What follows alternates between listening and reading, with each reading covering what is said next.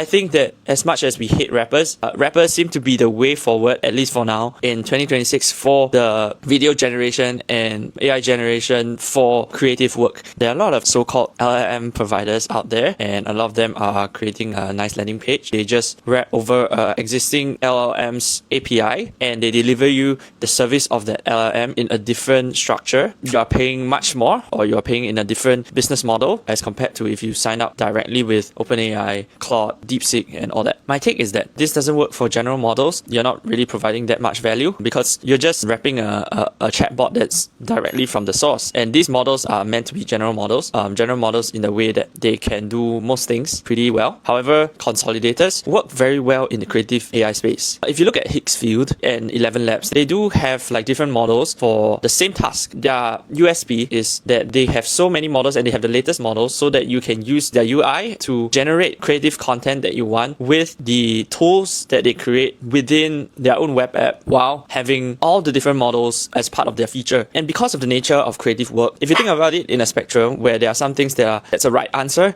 on one end and the other end is like there's no right answer but we can understand what a good product is, the LLMs that do coding, creating an Excel sheet and all that would fall on this side. And it's easier to have one winner take all. But on the other side where creative work is very, very subjective and somewhere in the middle is like how to create a PowerPoint slide, right? But on the far end of like creating a video, creating a nice advertisement, creating just a nice animation video, right? Different designers or different animators, actors and directors will completely imagine the scene very differently from the same source material. Having that option is kind of like having different production teams all in one ecosystem, and you can choose which production team you prefer and you can mix and match between production teams. What this creates is a multiplicity of different AI models in the creative space than in a normal general AI space. So what this means for AI companies in this space that are not creating models is then to create user interface and tools that can leverage on these different AI models, have a very good user experience, very good user interface.